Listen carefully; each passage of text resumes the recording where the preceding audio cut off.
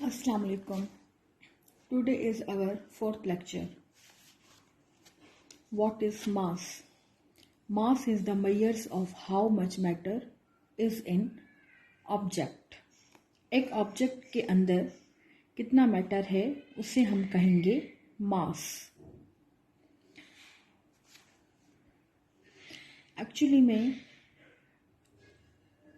मास जो है वो क्या होता है, केमिस्ट्री के अंदर, फिजिक्स के अंदर, साइंस के अंदर और बायो के अंदर आपको बहुत बार मास का वर्ड पढ़ने को मिलता है या सुनने को मिलेगा.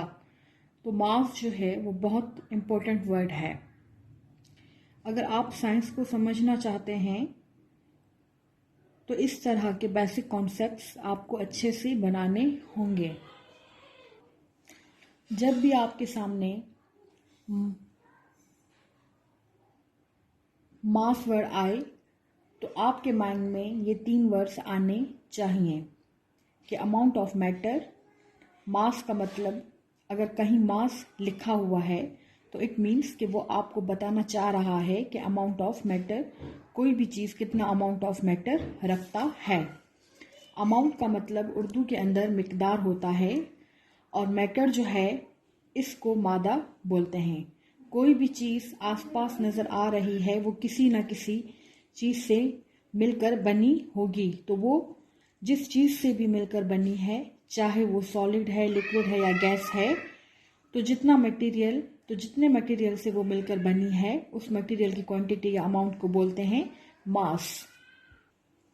एक एग्जांपल ले लेते हैं. एक एलिफेंट का एग्जांपल ले लेते हैं. अगर मैं आपसे पूछूं कि इसका मास क्या है तो आप ये समझें कि ये मैं आपसे पूछना चाह रही हूँ कि इसके अंदर जो भी मटेरियल है, फिर चाहे वो लिक्विड फॉर्म में है, सॉलिड फॉर्म में है या गैसियस फॉर्म में है, वो सब के सब कितना है. तो मिसाल के तौर पर एलिफेंट का जो मास है वो 150 किलोग्राम है.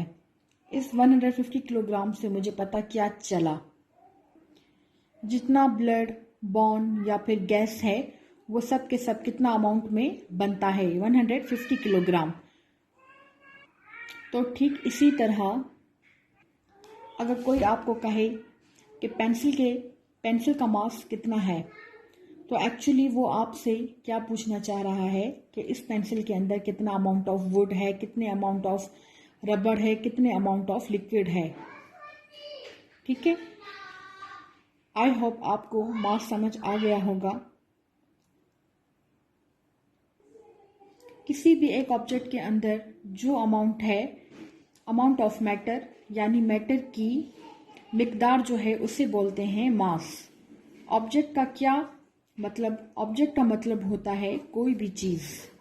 किसी भी चीज़ के अंदर मैटर की अमाउंट को मास बोलते हैं. It is measured in units called kilogram which can be abbreviated kg. किसी भी चीज़ को मेजर्स करने के लिए हमें यूनिट चाहिए होता है. तो मास को मेजर्स करने के लिए जो यूनिट इस्तेमाल किया जाता है उसे किलोग्राम कहा जाता है. अगर आप कुछ समझ ना आए तो आप मुझसे पूछ सकते हैं. Thank you.